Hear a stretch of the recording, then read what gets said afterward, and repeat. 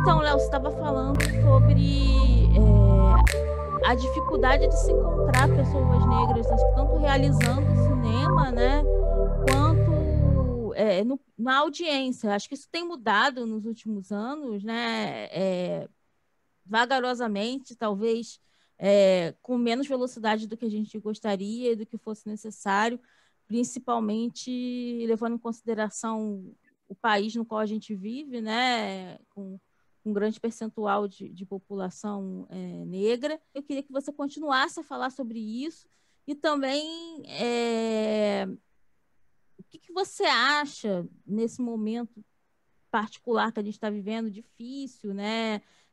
De pouco incentivo para a cultura, né? Uma certa redução de algumas verbas e tudo. O que você acha que a gente pode fazer individualmente e coletivamente para tentar reverter o cenário e ir caminhando pelas brechas, né? Assim.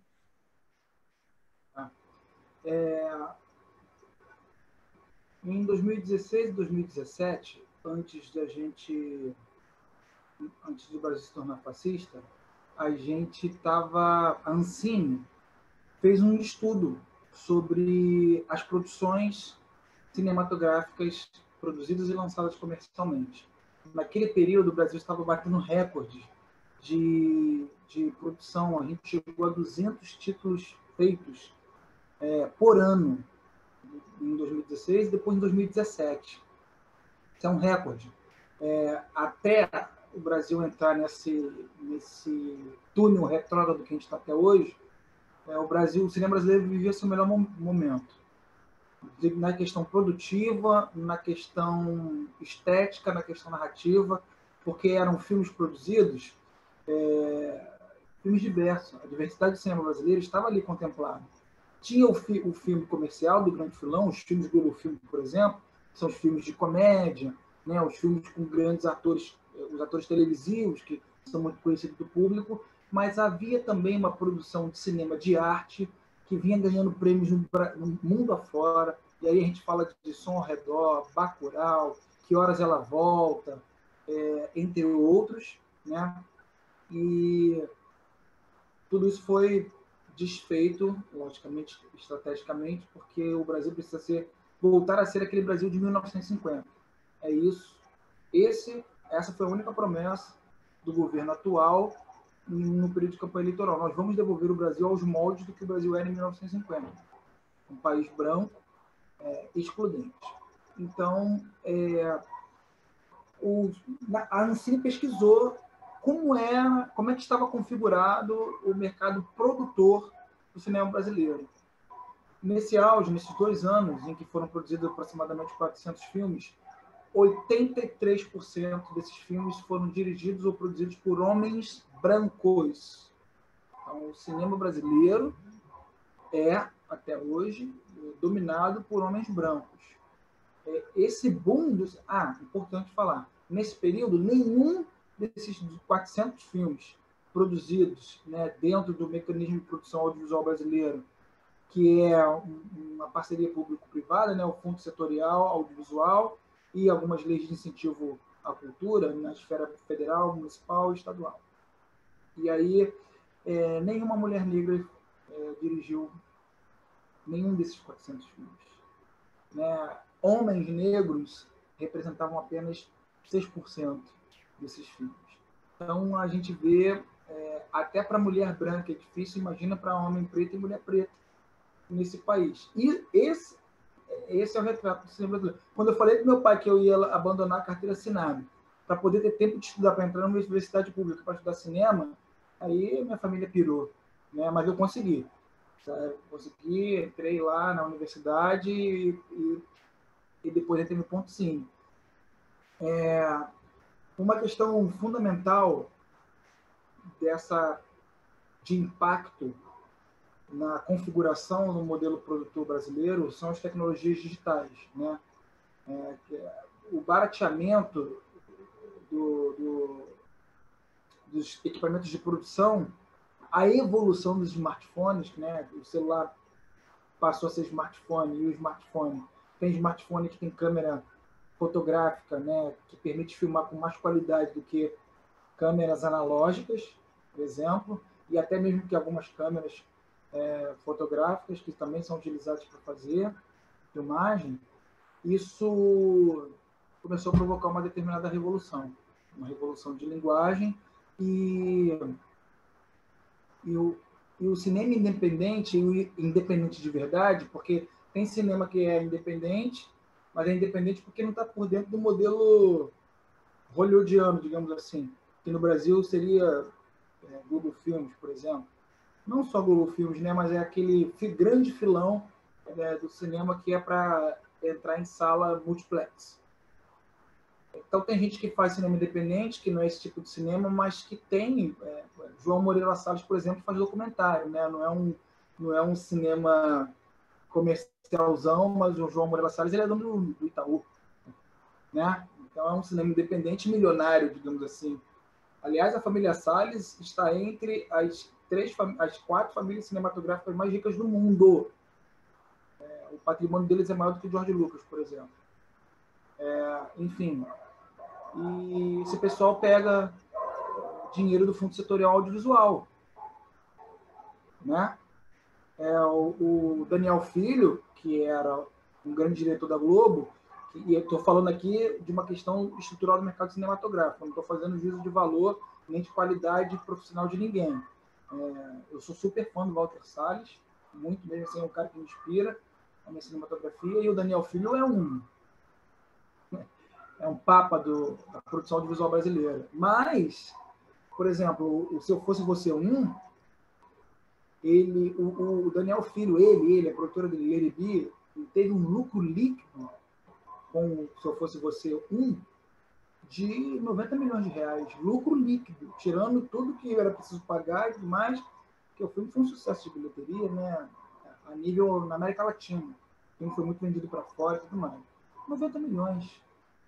Quando ele foi fazer o Se Eu Fosse Você 2, ele foi lá de novo pedir dinheiro ao fundo setorial, né? Usar as linhas de produção que são para diversidade ou para fomento da linha de produção. Quando o filme dele custa 12 milhões, 15 milhões, ele poderia pegar do lucro líquido dele, fazer o filme 2 e continuaria muito milionário.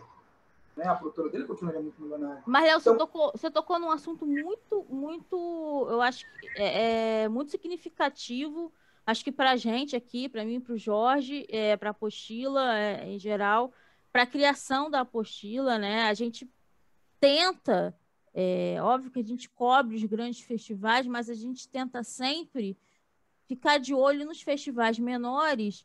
E aí, quando a gente vai analisar essa produção dos festivais menores, você encontra uma pluralidade, tanto em termos de linguagem, quanto de personagens que fazem mesmo os filmes, diretores, diretoras, diretores trans, negros e negras, enfim, tem uma multiplicidade, né? Porque muitas vezes se é dito, mas essas pessoas não estudam cinema. Estudam. Elas fazem, elas produzem, elas não têm espaço para exibir, que é um outro assunto, né? Então, quando a gente vai para... Oi? E para distribuir também. E para distribuir, exatamente. É um outro assunto. Então, a gente tem tentado acompanhar esses festivais menores, né? Assim, em termos de financiamento, festivais feitos por pessoas que estão tentando levar outro tipo de cinema para mais pessoas. Eu acho que agora a gente está num momento que, no final das contas, a gente precisa pensar talvez como um alento mesmo do que a pandemia trouxe efetivamente de repensar estruturas. Então, a gente teve vários festivais online que fizeram justamente como você disse, a gente tem hoje a facilidade de gravar um filme num celular, né? num smartphone ou numa câmera digital mais simples e tal. E diversos festivais apresentaram para a gente filmes de vários lugares do país, de diretoras negras, diretores negros, diretores periféricos. Então, também queria que você falasse um pouco sobre o papel desses festivais menores, aí já para a gente ir entrando também pode falar. Eu queria adicionar também um outro fator que aí acho que dá para fazer uma reflexão em conjunto, né? Porque a gente também, né, a gente chega na ponta do que o Ponto Cine participa, que é o do mercado exibidor. E eu vou, né, dividir um pouco a minha experiência com o Ponto Cine, que assim, ele abriu em 2006, eu sempre tive interesse, né, porque eu já consumia muito cinema, já tinha meus 20 e poucos anos, e eu moro distante de Guadalupe, e só que o meu trabalho, em 2010, me fez ter compromissos na galeria onde o Ponto Cine fica localizado. Então, eu passei a frequentar o Ponto Cine porque eu passei a ter trabalhos ali perto e tal, e uma coisa que eu identifiquei lá foi justamente em relação à formação de plateia, que era um pouco diferente daquele circuito dito alternativo da Zona Sul de cinema, que procura uma formação de plateia talvez mais adulta, e assim, eu conversava com as pessoas da minha faixa etária, que trabalhava ali perto, e as pessoas falavam assim, você acredita que eu vou lá todo dia e nunca fui no Ponto Cine? Eu falei, não, você deveria ir e tal, aproveita um horário de almoço, né, o ingresso barato, ele está ali justamente para suprir o seu tempo livre com cultura, né, em vez de você fazer outras atividades. E quando eu comecei a participar a frequentar o Ponto Cine, eu comecei a ver que tinha uma preocupação na formação de plateia com escolas, estudantes do ensino médio, secundaristas, não fazia grupos, né, dependendo do filme, até turmas de mais novas. E eu acredito, né, isso aí, o Léo pode esclarecer melhor, que essa polarização política provocada pela mídia hegemônica, esse movimento antipolítica, e justamente com o surgimento de outras correntes de pensamento, né, o ressurgimento, fez com que o espaço cultural fosse um pouco mal visto por uma parte da sociedade. Então, eu queria que ele falasse também como que essa mediação para continuar levando uma plateia que é justamente o estudante secundarista que vai frequentar o cinema, que vai se interessar por cinema e que vai ocupar uma cadeira na academia estudando comunicação, estudando cinema e vai virar um realizador, como que isso sofreu esse impacto dessa cisão política que a gente tem, e aí, complementando com o que a Roberta falou, nesse contexto da pandemia, da possibilidade que os festivais online abriram, né, ampliaram ou restringiram, de certa forma, porque por conta do contato ser mais difícil. Assim, eu vou continuar falando da estrutura até chegar no exemplo do Ponto Cine e aí a gente passa para a pandemia, beleza? Com o advento das tecnologias digitais e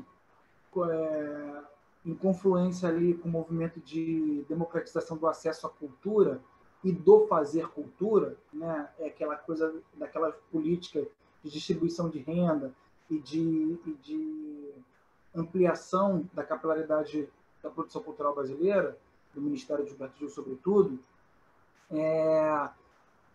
a gente começa a ter uma produção, digamos assim, até meio que mais que independente, digamos assim, super autoral, né? A pessoa pegar um celular do seu ponto de cultura, eu vou fazer um documentário aqui, o que vocês acham desse ponto de cultura? Filma, coloca no canal do YouTube daquele ponto de cultura. Está feito um filme. Isso começou a acontecer de forma muito efervescente no Brasil, e nesse período as instituições de produção cultural se debruçaram em oferecer oficinas de cinema, oficinas de audiovisual. A CUFA tinha curso de audiovisual em todos os seus polos, né? Ali no Viaduto Negrão de Lima, em Madureira, né? nas favelas que ela participa. O AfroReg criou um braço audiovisual dentro dos seus projetos, tudo mais. O Ponto Cine veio nessa onda, né? Como espaço de exibição. Por quê? Aonde que vai ser exibido essa produção que está sendo feita, né? Porque a gente está discutindo o festival online agora por conta da pandemia. Antes, todo mundo queria exibir o seu filme em salas de cinema, porque é o que estava explodindo, é o que estava efervescente, né? Então, assim, a gente tem mais gente produzindo, a gente tem um pessoal se estruturando e produzindo por fora do modelo de produção audiovisual, digamos assim, oficial, entre aspas, né, que é através do Fundo Setorial Audiovisual, leis de incentivo à cultura, através de isenção fiscal e tudo mais, porque isso é muito burocrático. Você precisa de um CNPJ, e aí para você poder participar de determinadas editais, seu CNPJ tem que ter 3 anos e você tem que ter experiência naquele período, naquela atividade cultural e tudo mais. E o pessoal que está no corre do dia a dia, que não sei o que está fazendo ali um projeto cultural, de ponto de cultura, né? Ou então que está fazendo no peito e na raça para oferecer uma perspectiva para uma população infanto-juvenil, uma determinada região, não tem como lidar com essa burocracia. Então, mete a mão na massa e faz. Então, beleza. Começa a surgir uma pressão por uma produção que não está sendo catalogada, que não está sendo, digamos assim, medida dentro do mercado, porque está fazendo por fora, né? E aí, quando vem as políticas de distribuição de renda para ampliação cultural, para ampliação da produção cultural do Brasil, essa galera que já estava na guerra há alguns anos começa a ganhar estrutura, computador, dinheiro para pagar um local fixo para realizar suas produções. Aí, os filmes começam a melhorar mais ainda de qualidade, né? Paralelo a isso, nesse período de valorização da produção cultural independente, a ICINE, que é a Associação de Cineclubes do Rio de Janeiro, tem um boom de cineclubes associados. Tem um crescimento, eu tenho isso na minha pesquisa, eu vou ficar devendo, eu não lembro bem a quantos por cento foi, mas assim, foi um crescimento considerável de cineclubes operando, né? Porque o cineclubismo é importantíssimo para a formação de plateia. E aí sim, falando do cineclube, eu utilizo o Ponto Cine como exemplo. O Ponto Cine ele surge como uma sala popular de cinema digital. Em 2006, os Estados Unidos pregavam para o mundo inteiro que o cinema digital levaria ainda 20, 30 anos para se consolidar. Obviamente, ele queria ter tempo para fazer a mudança de tecnologia, porque ele não podia simplesmente jogar os estúdios de película numa crise sem fim, né?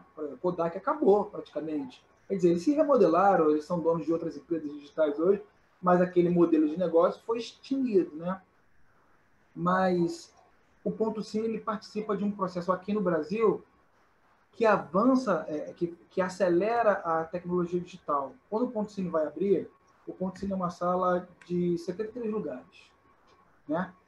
Se essa sala de 73 lugares tivesse um projetor de 35 milímetros, a sala teria apenas 30 poltronas, porque o espaço da cabine de exibição teria que ser 4 vezes maior do que o que ela é hoje, para poder comportar todo o aparato do projetor de 35 milímetros. Então, a gente não podia botar um projetor de 35 lá, a gente partiu para procurar uma alternativa. A gente encontrou uma empresa em São Paulo, que na época se chamava Rain, que tinha um player de exibição chamado Kinocast, que nada mais era do que a mesma coisa desse modelo de streaming aí. Você importava o filme para dentro daquela plataforma, aquela plataforma te liberava para a sala de cinema uma codificação, que a gente baixava o filme com uma chave para ser exibido dentro da programação, aquela chave tinha uma validade de tantos dias, que era a semana cinematográfica.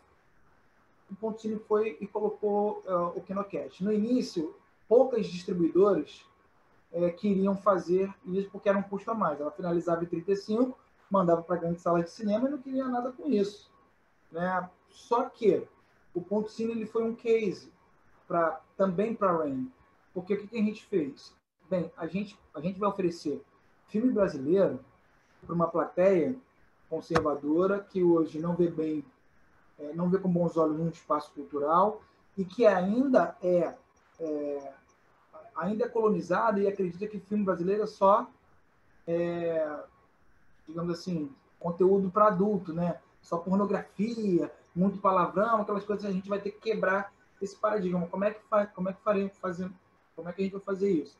E o Adailton, que é assim, é o meu mestre, me ensinou praticamente tudo que eu sei de mercado cinematográfico e é um grande pensador, é um cara assim à frente do tempo e das limitações que a nossa localização geográfica impõe.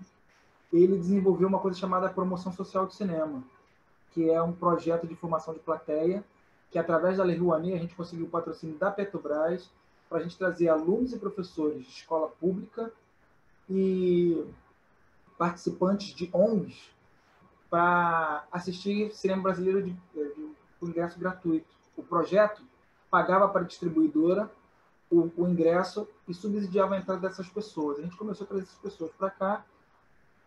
E como tornar o cinema interessante para que essa pessoa que vem no projeto, ela volte pagando o ingresso depois. A gente tem que promover debate de formação de plateia. A pessoa tem que entender como é fazer cinema no Brasil, por que o cinema brasileiro tem aquela cor, por que o cinema brasileiro é falado naquele linguajar, que é o linguajar do dia a dia, né? E aí a gente desenvolveu um projeto chamado Diálogos com o Cinema. E nesse Diálogos com o Cinema, a gente passou a trazer os realizadores dos filmes. Então começou a vir aqui no Ponto Cine o Celton Mello, né? Começou a vir, veio o Cacá Diegues, que inclusive é padrinho da sala, né? Então começou a vir aquele pessoal que ele via na televisão, começou a vir em Guadalupe. Aí a gente mexe com o meu filme é sobre isso. Uhum. O Ponto Cine começou a mexer com a autoestima da população local. Não, eu vou naquele cinema que vai me colocar para conversar com o Celton Mello, com o Cacá Diegues, né? Com o Flávio Baurac.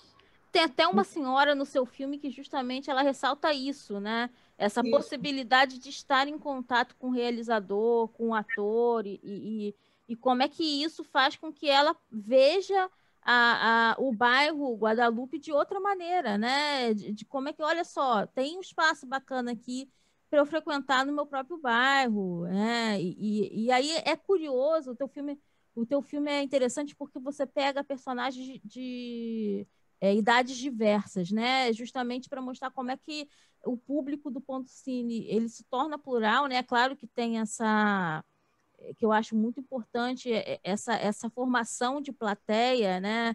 Esse trabalho de formação desde o segundo grau, levando os alunos, discutindo tudo, mas tem também aquelas pessoas que talvez tivessem essa ideia estigmatizada do cinema brasileiro, né? Com essa ideia da pornô chanchada, e tudo mais, e que redescobrem um outro tipo de cinema brasileiro que elas não estão acostumadas a conectar quando se fala em cinema brasileiro. Então, acho que você meio que já explicou, né, por que do tema, né, por que o tema é apaixonante, por que você fez o filme sobre o Ponto Cine, né, além da sua relação pessoal com a sala, né, mas também dessa possibilidade de formação de plateia e tudo.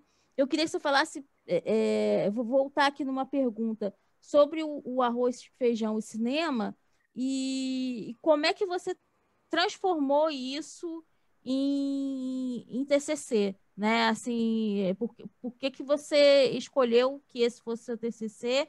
E quando você pensou no filme também, pensando na linguagem do filme, se você já tinha personagens, o que você queria fazer? Você começa com os trilhos, né? A primeira imagem é os trilhos, são os trilhos do trem. Então, eu queria que você falasse um pouco sobre a maneira como você editou o filme, né? Produziu. Não sei se foi o seu primeiro filme, eu não sei. Queria que você falasse da experiência mesmo de produzir o filme e do nome. No trabalho do Ponto Cine, esse trabalho de promoção do cinema brasileiro, de trabalhar a descolonização do olhar, porque a gente, boa parte do mundo, mas sobretudo o Brasil, que é o que nos cabe, a gente não assiste uma cinematografia mundial. Se a gente ficar só na televisão, que agora tem um streaming, bacana, mas anteriormente a gente tinha só a televisão e as salas de exibição, a gente assistia filme norte-americano. A gente não assistia filme francês, italiano, argentino, uruguaio, não. Nem brasileiro. A gente assistia filme norte-americano. Então, a gente sabe mais sobre a geografia, sobre o clima, sobre o idioma, sobre a economia norte-americana, do que sobre a nossa própria... a gente não vê a nossa esquina na tela de cinema e na tela da televisão, né? Então, o Ponto Cine ele vem fazer esse trabalho de descolonização. E quando a gente inicia, a gente tinha... O nosso planejamento era o seguinte: a gente tem que fortalecer institucionalmente o Ponto Cine para depois a gente conseguir legitimar o negócio, né? O objetivo do Ponto Cine inicialmente não era gerar lucro para ser sustentável. Não. A gente queria mostrar que aquela instituição não era uma instituição de vender bilhete. Aquela era uma instituição de comprometimento sociopolítico-cultural com uma região, para que aquela região saísse da invisibilidade, inclusive diante do poder público, né? Olha, não somos subcidadãos ou subhumanos. Aqui a gente debate sobre cultura, a gente trabalha, a gente gera riqueza e tudo mais. E aí, né, nos nossos debates e tudo mais, o Adailton, que é o catalisador disso tudo, ele desenvolve o conceito de arroz, feijão e cinema.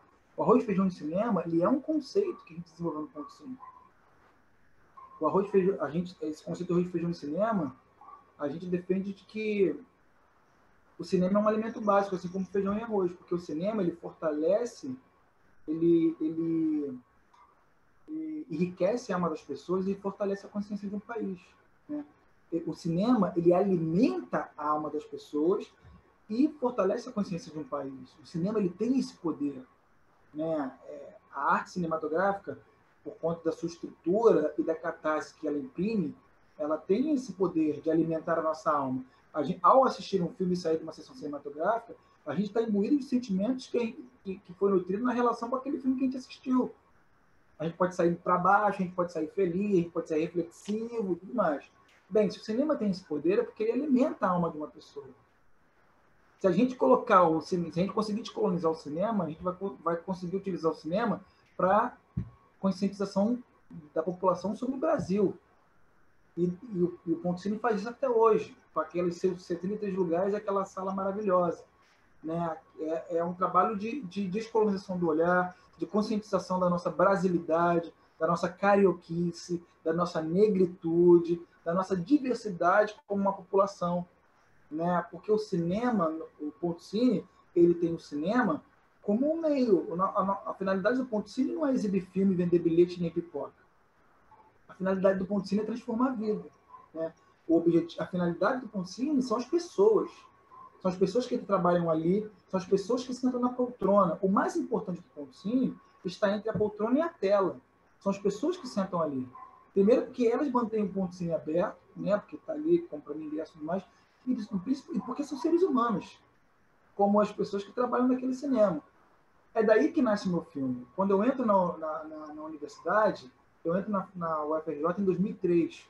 Ainda não tinha cotas, eu passei por concorrência ampla e eu passei já com a ideia fixa de discutir a estrutura do Parque Cultural no subúrbio.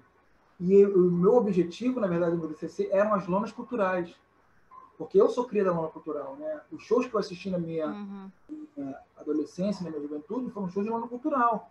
Porque morando no subúrbio, sem carro, preto, nessa cidade violenta, porque sempre foi, né? Como ir até a Zona Sul, ou como ir até o centro e pagar um ingresso caro.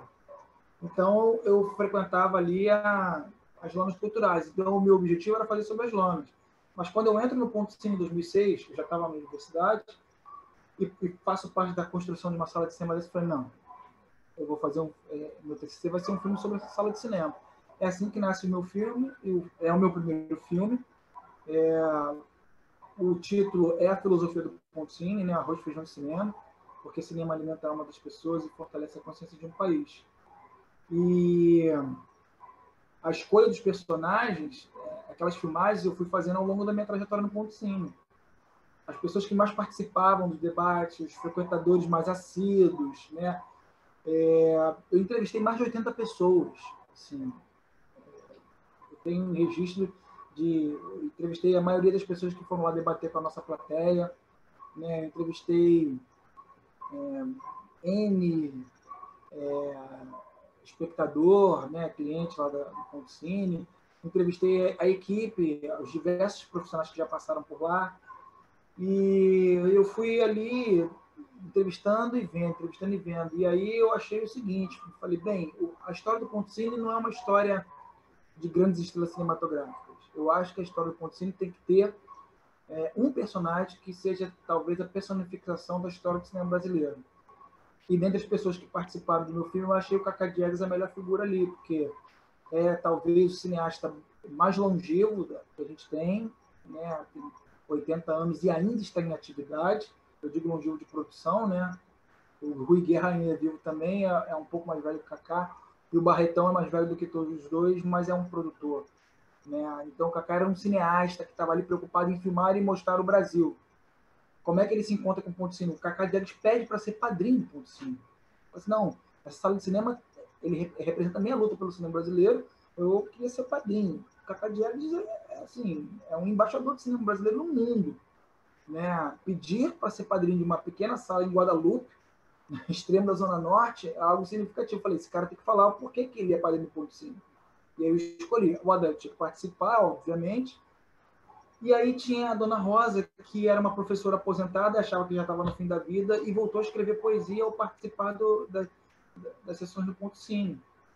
A outra personagem é a Tatiana, que era uma jovem que odiava Guadalupe, né, que queria sair dali, porque não tinha nada interessante no bairro, e que descobre o Ponto Cine, e ao caminhar frequentemente da sua casa até o Ponto Cine, ela passou a descobrir, indo e voltando do Ponto Cine, que existem locais de beleza no Ponto Cine, porque a gente ensina no bairro, né? É porque a gente é ensinado a odiar a nossa raiz, a gente é ensinado a odiar a nossa esquina, né? A odiar a nossa cor, a nossa família, a nossa situação econômica. A gente é ensinado a odiar e assim, programado para trabalhar a vida inteira para fugir daquilo que a gente sempre foi e sempre vai ser. Porque a nossa raiz, a nossa identidade, o poder econômico e aquisitivo não vai mudar. Você chegou num ponto, Léo, me desculpa te cortar, que a gente está de novo esgotando o tempo da sala, mas eu quero muito te fazer uma pergunta, porque é uma coisa que me angustia muito, não sei se a gente vai ter tempo de... se o Jorge quer fazer outra pergunta. Pode... Tá sem som, você tá sem som. Eu queria fazer, mas aí se não der tempo, não tem problema, a gente... Se vocês quiserem iniciar uma outra, não tem problema, tá? Tá ótimo. É porque, quando o papo bom assim, Léo, a gente deixa, a gente leva, porque... Mas uma das coisas que me angustiam bastante é porque eu acho que a gente tem que ter uma formação de profissionais negros na frente e atrás das telas, né? A gente tem que ter uma formação de espectador, mas a gente tem que ter uma formação também de críticos e pensadores de arte, curadores de arte, negros periféricos, né, suburbanos, porque, no final das contas, a narrativa que vai ser contada a partir dessas histórias e dessas experiências, às vezes ela vem fragmentada ou montada por esses curadores, por esses críticos, etc. Então, eu queria que você falasse também, eu acho que, enfim, cada um tem a sua estratégia, né? As pessoas, algumas vão para a academia, outras vão para um embate político, outras vão fazer arte na marra e tal, mas eu queria que você falasse também sobre essa importância de ter um pensamento sobre o cinema que venha a partir dessa região da cidade. Então, a gente, assim, o lance...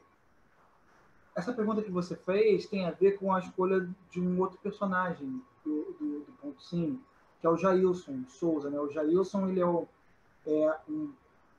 Jailson talvez seja assim, da segunda geração de intelectuais que se debruçaram sobre a região suburbana, na academia. Logicamente, ele mais centrado na favela da Maré. O Jailson, ele é professor de geografia da UF e é fundador do Observatório de Favelas, que faz parte da transformação afetiva intelectual e estética da Favela da Maré. A Favela da Maré é uma favela politizada hoje, dentre muitas outras ações, por conta do Observatório de Favela, que fez oficina de fotografia, escola de comunicação, escola popular de comunicação crítica, que é botar a galera para ler jornal, notícias sobre a favela e fazer uma crítica sobre aquela notícia. Olha como é que a favela sai no jornal. Por que sai assim, gente? É o que você falou, né? O Jailson vem trabalhando isso. O primeiro a fazer isso era o Celso Ataíde, aqui na cidade, fundador da CUFA, né? O Jailson, ele é aprendiz, Jailson, Adailton, Júnior Perim, Marcos Faustini, são fazedores de cultura e de pensamento do subúrbio da favela, que inspirados, né, o Écio Salles também, que fez a pela literária da favela, né, a FLUP, e são aprendizes assim, inspirados no Celso Ataíde. E eu trago o Jailson justamente para colocar esse olhar que você falou, né, do suburbano, do favelado, do preto, não como um próprio coitado, não como uma pessoa que precisa meramente ser ajudada pelas políticas de transferência de renda. Não. Nós também somos críticos, nós também somos realizadores, nós também somos artistas. A gente também quer entrar na universidade para ser um acadêmico, né? O Jailson fala isso no filme, e o Ponto Cine me inspira isso, né? Quando as pessoas vão para lá debater, que tem a oportunidade de pegar o microfone e fazer uma pergunta para um ator cultural, quando um jovem negro do subúrbio pergunta para o Caetano Veloso por que o Caetano Veloso não deixou de colocar o nome dele na Nova Cultural de Guadalupe, ele está perguntando, vem cá, você tem vergonha de Guadalupe? Você morou aqui, você tem vergonha? Quando um jovem tem essa coragem, é porque aquela instituição ali está mostrando para ele, não, você é um ser humano, você pode fazer a pergunta que você quiser, né? Tirando a gente dessa condição de sub-humano e colocando a gente como protagonista da nossa própria história. E esse avanço da tecnologia, ele não se fez o acesso à produção, a conceituação da produção, a formação profissional, ela não acompanha esse avanço tecnológico, né? Se a gente pensar hoje, por exemplo, como na região suburbana, instituições que têm assim, cursos regulares de formação profissional para audiovisual, a gente só tem 2 instituições em todo o subúrbio, que é o Ponto Cine, que virou o Polo Audiovisual em 2018, e agora tem oficinas de cinema lá. Já tem até, produziram 6 filmes de curta-metragem das aulas da oficina audiovisual, e a Escola Técnica Estadual do UFBlock, que é uma escola técnica da FATEC, que aliás é a única escola pública da América Latina a oferecer o curso de produção audiovisual. Olha só para você ver como é que o lance é bem concentrado mesmo. A única escola pública da América Latina a ter um curso de nível técnico para a formação de produção audiovisual. Tirando isso, na cidade do Rio de Janeiro, a gente tem as universidades, a gente sabe como é que é para entrar em universidade pública, né? Mesmo com a questão da cota, né? E tem a Escola de Cinema da Darcy Ribeiro, assim, são as instituições mais conhecidas, mas a mensalidade da Darcy Ribeiro é R$3.000. Né? Ou seja, como é que, né, jovens dessa região da cidade, originários de famílias humildes, assim, de classe econômica mais baixa, né, vai ter acesso à formação profissional, como você está falando, né, como você provocou. Como assim, o meu estudo, eu faço mestrado lá no programa de pós-graduação de cinema da UF, o meu estudo é justamente esse, né? A estrutura do mercado cinematográfico na região suburbana carioca. Quantas salas de cinema tem que são de propriedade de suburbanos? Só tem uma, é o Ponto Cine, né? Quantas distribuidoras cinematográficas tem um CNPJ lotado na região suburbana? Só tem nenhuma. Não existe. Não existe distribuidora cinematográfica na região do subúrbio do Rio de Janeiro.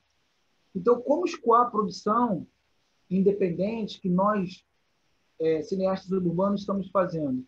Como exibir os nossos filmes, que são sobre as nossas vidas, os nossos lugares? é a nossa perspectiva da vida suburbana. Como exibir a nossa perspectiva da vida suburbana se não tem sala de cinema para exibir, se não tem distribuidor interessado no nosso conteúdo? Como é que a gente vai convencer a uma distribuidora do centro da Zona Sul que está interessada em filme de grande escala, está interessada em filme blockbuster, vamos dizer assim, como a gente vai convencer aquela distribuidora a distribuir nosso filme, inclusive em festivais? Esse é o gargalo hoje, né?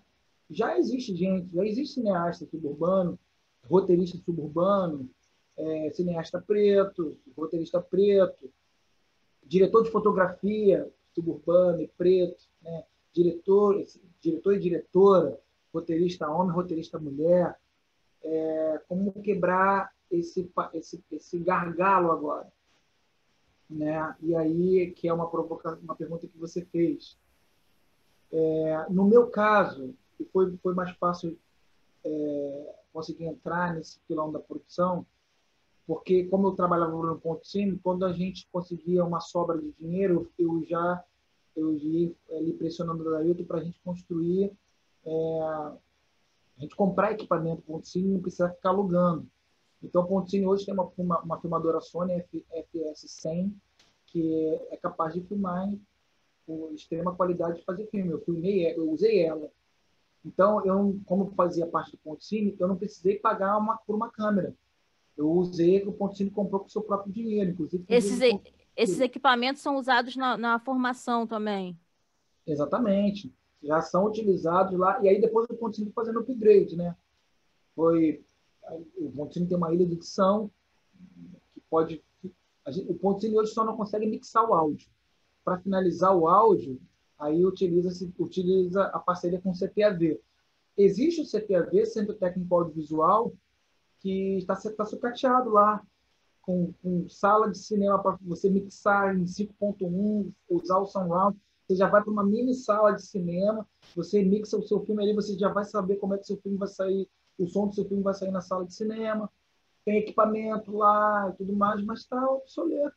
Abandonado, não tem nenhuma política pública e também hoje não tem ninguém para utilizar aquele espaço porque não está se produzindo nada, né? O cinema está parado. Mas, enfim, eu tive acesso a uma boa câmera, né? Lá no Ponto Cine, a gente conseguiu construir um maquinário bom, então, microfone, a filmadora, essas coisas todas a gente utilizou. O carro de produção foi do próprio Ponto Cine. Eu trabalhava durante o dia no Ponto Cine. Quando eu acabava de trabalhar, eu pegava os equipamentos e rodava por aí para filmar quem eu precisava filmar e filmar a cidade, né? Para registrar o subúrbio.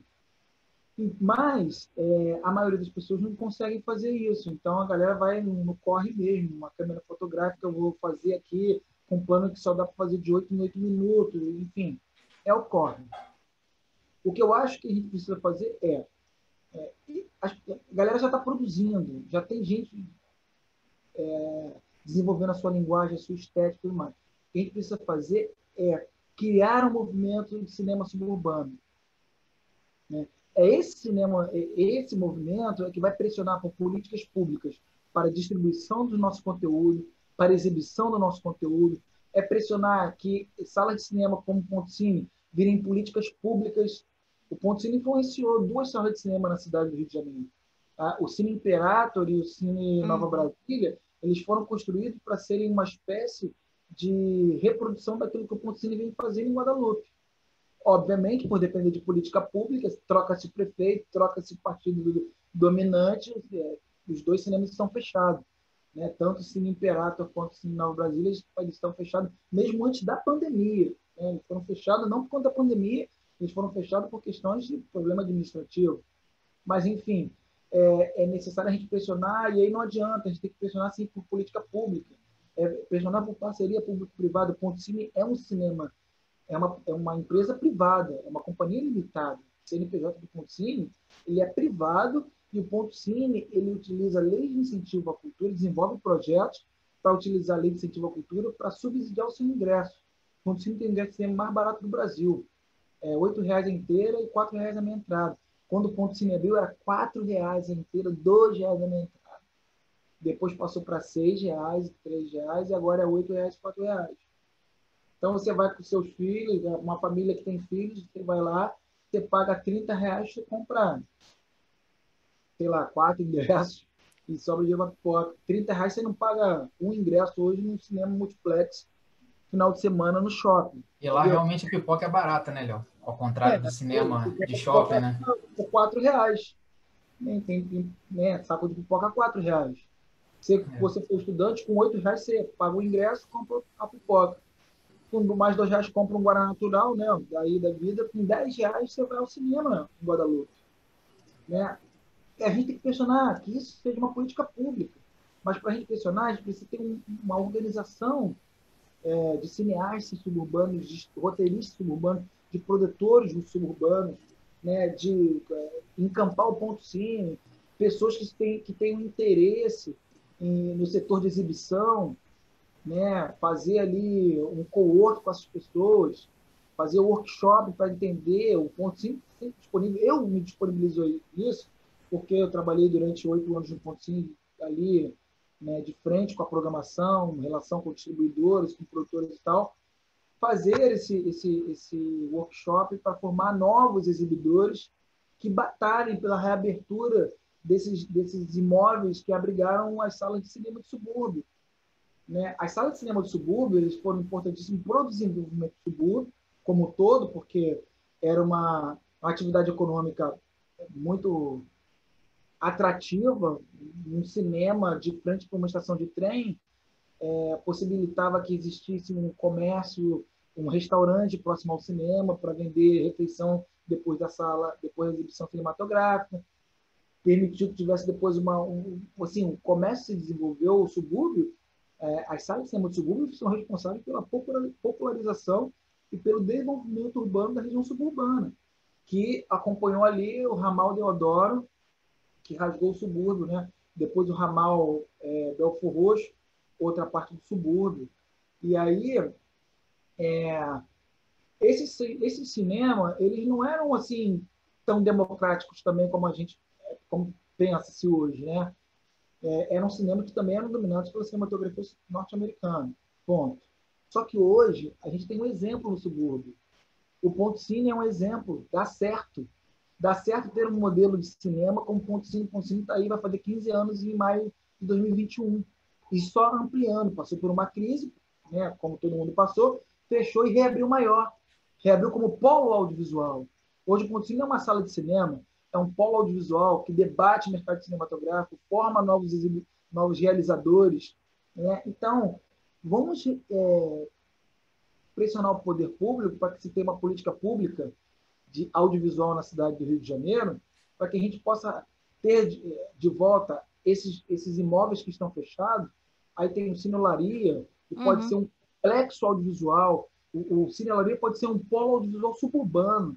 Pelo tamanho que aquele imóvel tem, ali pode se construir estúdio para se filmar ali dentro, ali pode se construir sala de cinema, ali pode se construir sala para oficina audiovisual, né?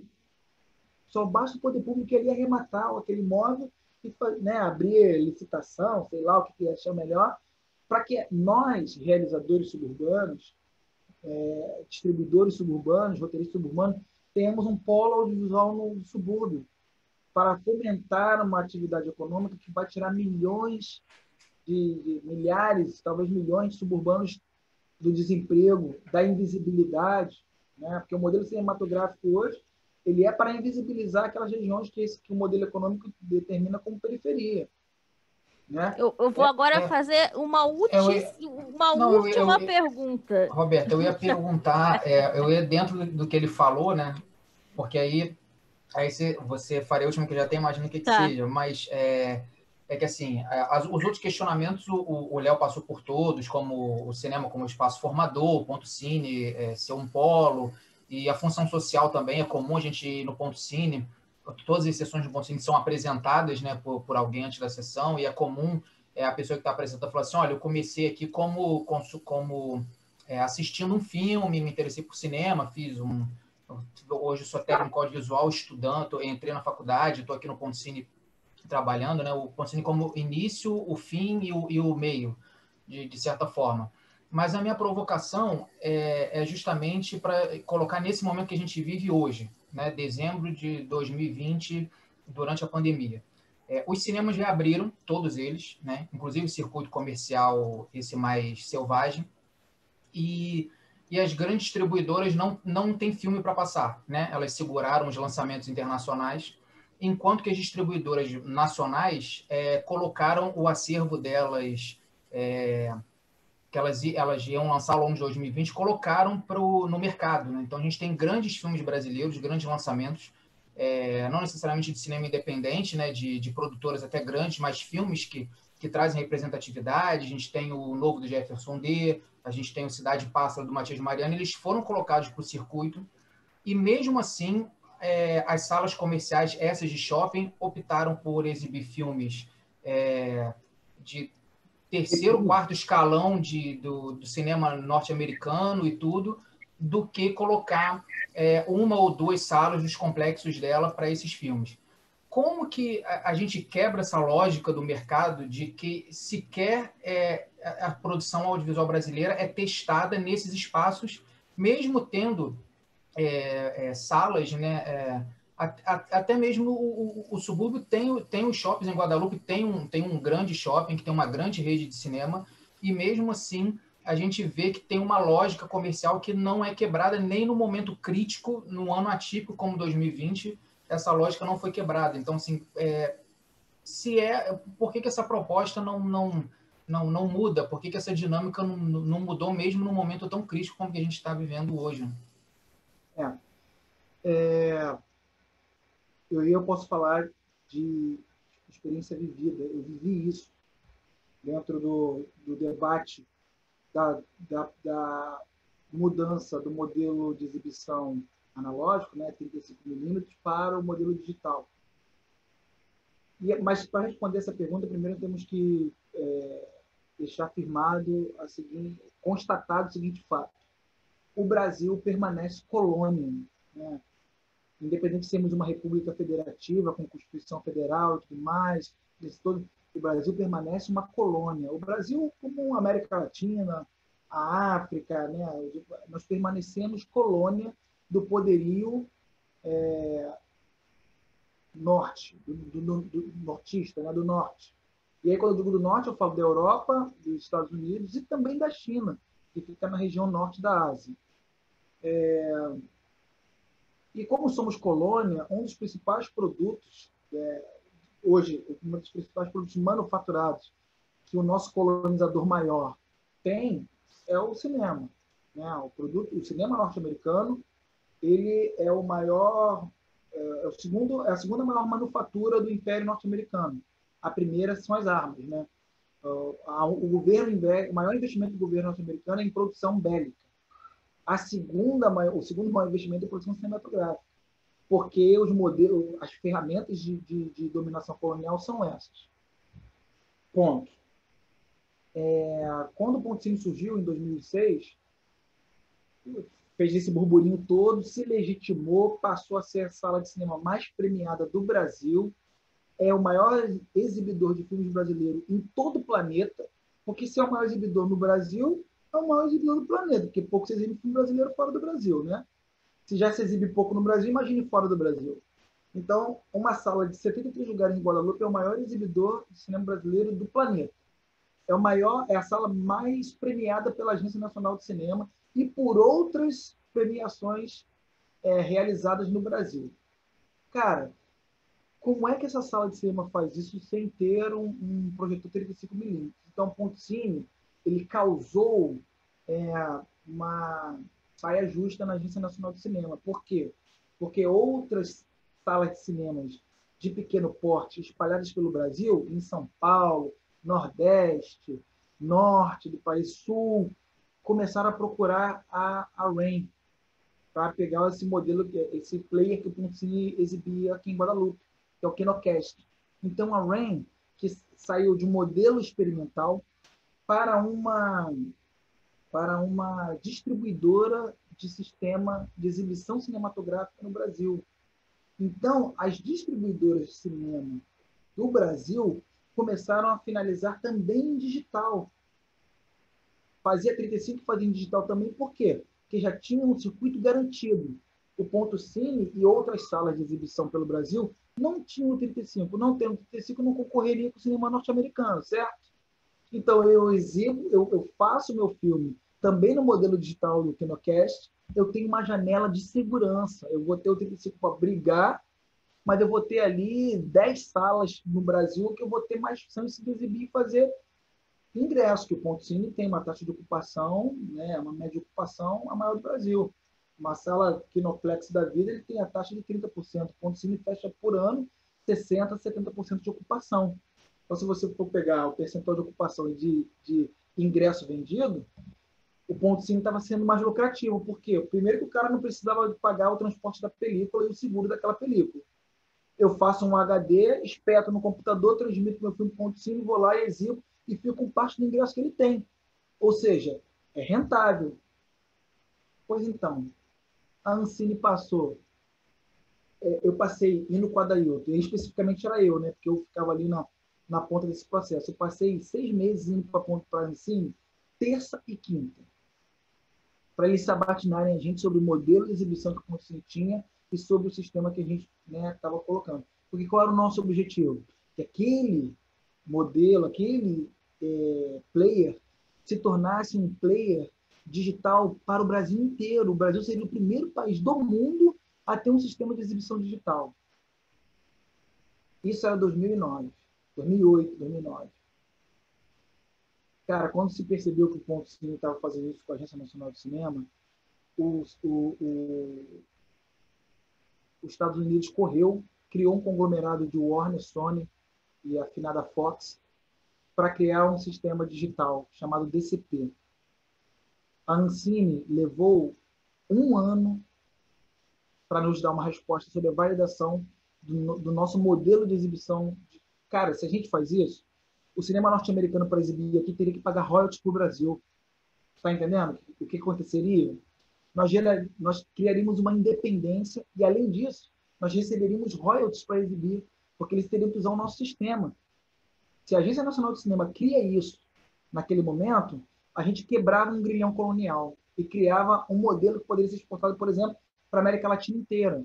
O Brasil seria uma potência audiovisual. A Ancine levou 1 ano para responder a gente. Nesse 1 ano, os Estados Unidos desenvolveu o DCP, apresentou a Ancine, em 3 meses a Ancine oficializou o DCP como sistema de exibição digital no Brasil. E só isso já responde a sua pergunta. Nós não vamos quebrar esse monopólio. Esse monopólio faz parte da colônia. Entendeu? Esse monopólio faz parte da colônia. A gente tem que criar uma rede de pontos Cine espalhados pelo Brasil, para que volte a pressionar a Ancine, porque o Ponto Cine hoje o Ponto Cine exibe DCP. Porque como a Ancine legitimou o DCP, o Ponto Cine ficou de fora.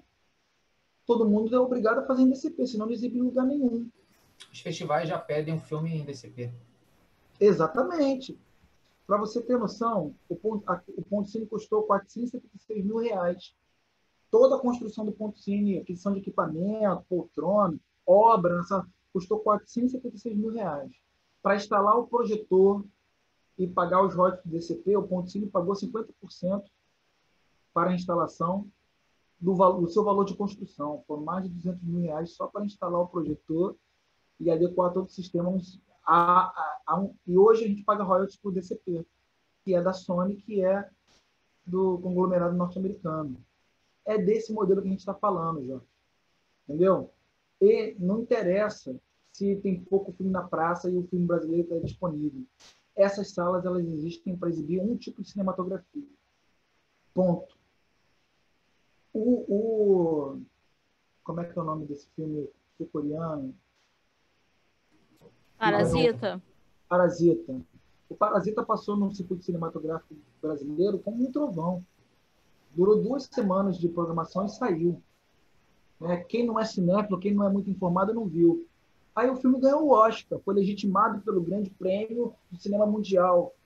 Voltou, ficou 3 meses em cartaz no Brasil. Esse é o modelo, entendeu?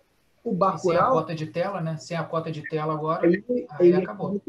Ele ia chegar nesse ponto. Quando o Brasil mergulha, quando o Brasil se torna um país golpista, com legitimação popular, e depois elege um modelo fascista, se perde total pudor da colonização e se assume como colônia e capacho, né, da imposição norte-americana, a ponto de não... O Temer já não tinha feito isso e o atual presidente também não fez, que é renovar, né, a instrução normativa que decreta a cota de tela. Como não tem cota de tela, o exibidor está livre para exibir o que quiser. No lançamento do Últimos Vingadores, né, o Vingador ocupou 93% das telas de cinema do Brasil. 93% das telas de cinema. E o CI da Barra, lá em New York, ficou em todas as salas, são 8, tá? Todas exibindo os Vingadores, sei lá qual é o nome, 10, 8, sei lá. Não tem cota de tela. A gente não tem nenhum tipo de política protecionista para o nosso cinema. Eles exibem o que quiserem.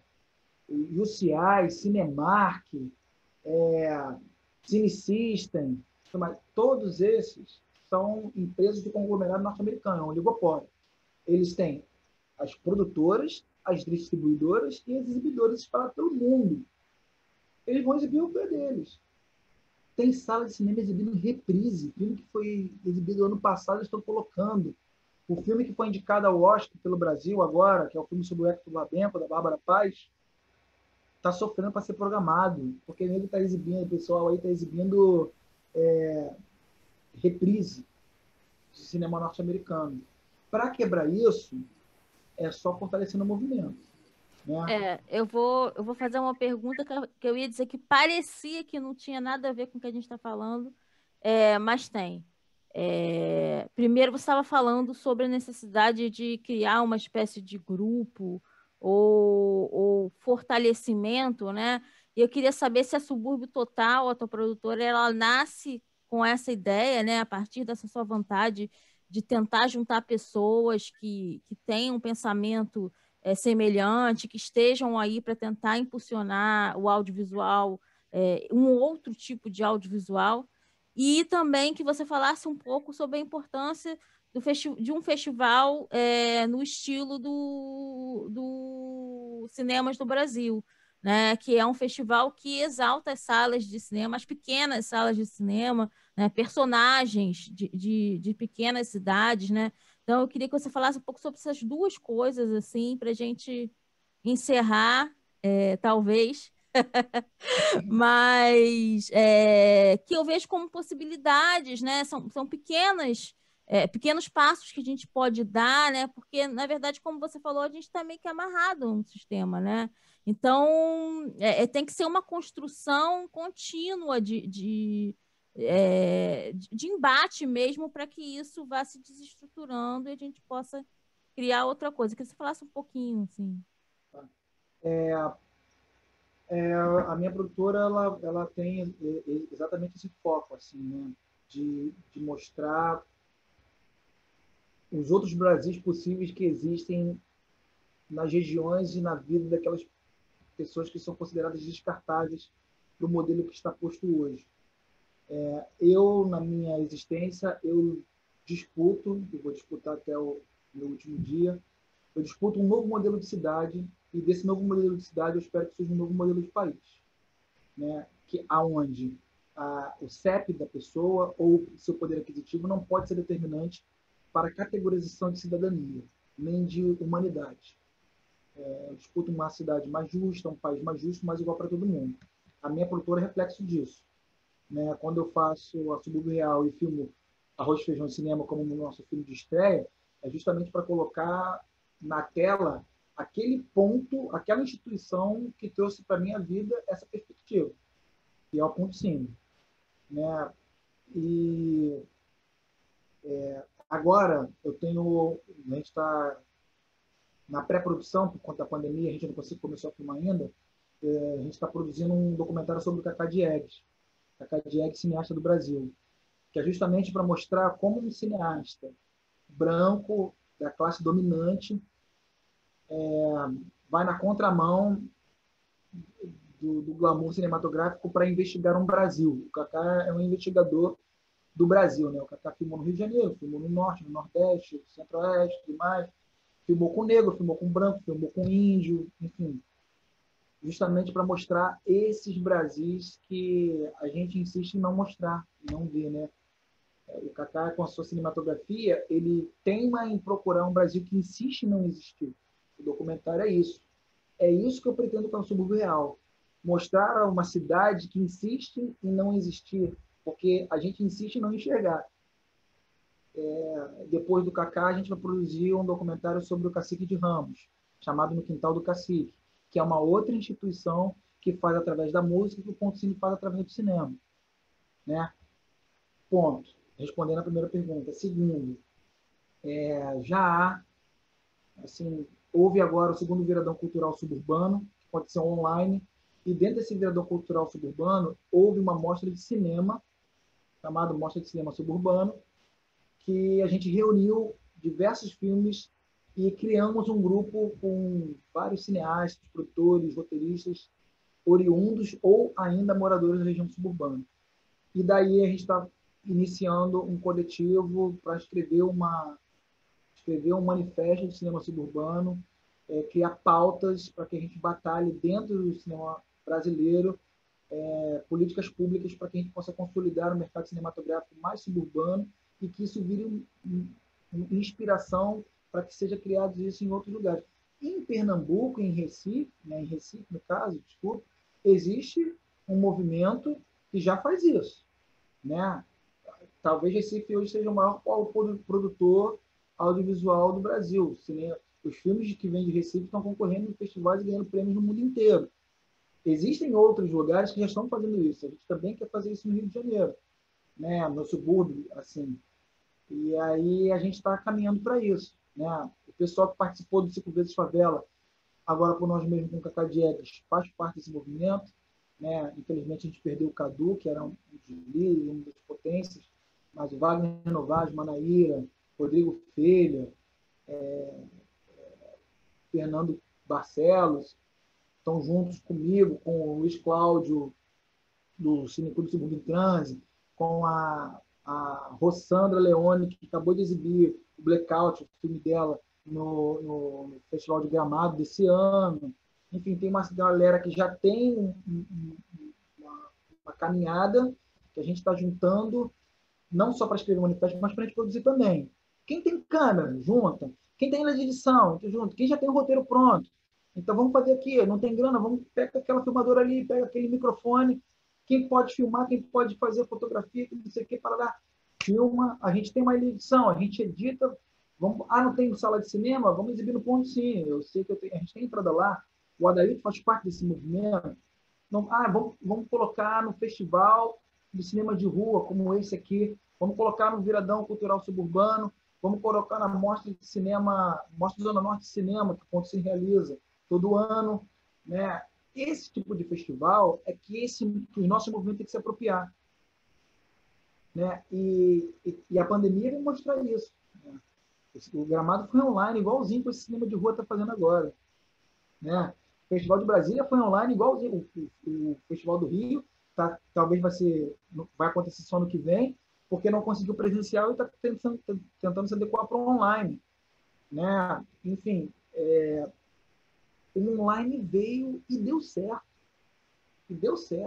O pessoal está assistindo, né? Com certeza, os festivais vai ter uma janela online porque o alcance é maior. Está provado que se fizer uma mostra para ser exibida online, vai ter público ali para assistir. Né? Então, quando o presencial voltar, eu acredito que o online vai se fazer presente e a gente tem que se apropriar desse momento, Roberta e Jorge, pelo seguinte, novamente, por uma imposição da vida, o modelo cinematográfico está passando por uma reformulação. Veio o streaming, né? Veio a pandemia, que legitimou o streaming, que legitimou o online. Eu acredito que o cinema não vai acabar, a sala de cinema não vai acabar, mas a tela de cinema ela não vai ser mais a principal tela. Ela vai ser a tela mais glamurosa. Assim como a sala de teatro é o glamour da dramaturgia, por conta da televisão, a sala de cinema ela vai ser o glamour da exibição, mas o stream vai ser a principal tela, a tela mais rentável, digamos assim, né? É nesse momento que os nossos movimentos mais independentes têm que batalhar por políticas públicas para que a gente tenha acesso à produção de qualidade, que a gente possa finalizar em 4K para disputar uma Netflix da vida, para disputar os novos plays que estão existindo e para ocupar o espaço dos cinemas, dos festivais online, como esse que está acontecendo. Esses festivais online, o cinema de rua, hoje, eles são o cineclube dos festivais de cinema, né? É onde a gente vai poder formar uma plateia descolonizada. Por isso a importância. Quando eu vou no Festival do Rio, que é um festival super diverso, que eu sou super fã, mas eu tenho dificuldade de encontrar a cinematografia que está sendo feita dentro da favela, dentro do subúrbio, dentro das periferias das grandes cidades do Brasil. Eu tenho dificuldade de ver filme feito na Amazônia, tem índio fazendo filme, né? Então a gente tem que ocupar esses festivais online, que estão agora se potencializando. A gente tem que pegar essa cinematografia, que é por isso a importância dos movimentos, para ocupar esses novos espaços de exibição que estão sendo criados. E quando a gente se fortalecer lá, o pessoal da rentabilidade, que tem uma galera que acha que só pode exibir depois que a gente provar que a gente tem qualidade para ser rentável. Aí a gente vai fazer o movimento inverso. Mas eu digo isso não é porque a gente quer ser famoso, não é porque a gente quer ganhar o Oscar. Não, é porque as ruas do subúrbio merecem ser vistas. O preto, a mulher suburbana, a preta suburbana, a preta favelada, o preto favelado, a gente merece ser visto sem ser bandido ou sem ser um personagem engraçado que quer ganhar dinheiro para ir morar na Zona Sul. Porque a representação do subúrbio é isso. Ou a representação da favela, né? É aquele filme policial que chocou o ovo da serpente fascista no Brasil, né? Na verdade, os filmes de favela provou para o Brasil que a população estava pronta para o fascismo novamente, né? Quando a gente vai ver uma estética favelada de uma máquina de matar, né? Que o filme de favela é uma máquina de matar contra uma população tida como retratada como inimiga do Brasil, né? O dono do produto que é vendido na favela não aparece. Aparece o pessoal que está de frente nessa guerra, porque realmente é uma guerra. E nós somos representados dessa forma. Ou, quando não somos representados dessa forma, nós somos representados como aquele suburbano malandro, ou então aquele favelado malandro, que vai dar um jeitinho de ficar milionário e sair da favela e do subúrbio para morar na Zona Sul. Não, a gente não quer mais isso. A gente quer mostrar o trabalhador criativo suburbano, que tem capacidade de ter uma profissão e conseguir uma dignidade e não precisa se mudar do seu lugar para se considerar um cidadão. A gente quer fazer um filme e mostrar. O Arroz Feijão Cinema faz isso, né? O filme da Rossandra, Blackout, faz isso. Os filmes do pessoal do Cineclube Sul em Trânsito faz isso. Né? Os filmes do Clementino Júnior, que não é suburbano, mas é um cineasta negro dedicado a produzir na periferia, faz isso. A gente quer chegar nos grandes festivais, nas grandes salas de cinema, para o pessoal poder ver que a nossa vida pode ser representada de outra forma. A gente pode descolonizar não só o olhar, mas a gente pode descolonizar o modo de viver também. É isso. Léo, a gente agradece muito o papo, assim, enfim, acho que você é um conteúdo infinito de possibilidades aqui. Poderia ficar aqui mais 5 horas conversando com você e teria ainda assunto, né? Mas eu acho que a gente tocou em pontos principais, né? Sobre o seu filme, sobre o festival e sobre a importância de ampliar o acesso e a produção cinematográfica no Brasil, né? Eu acho que essas questões são essenciais e precisam ser ainda repetidas e repetidas, mas a gente vai continuar repetindo até que efetivamente a gente consiga esses espaços e uma exibição mais justa, né? Uma divisão de exibição mais justa. Jorge, deixo para você finalizar. Queria agradecer também o Léo Barros. Bom, a gente espera que você tenha gostado do programa, nossa cobertura sobre o Amostra Cinemas do Brasil. Esse foi mais uma Apostila Convida. E queria agradecer ao Léo Barros e fique de olho aí nas nossas redes sociais, nos nossos canais e acompanhe aí o restante da nossa programação. Obrigado.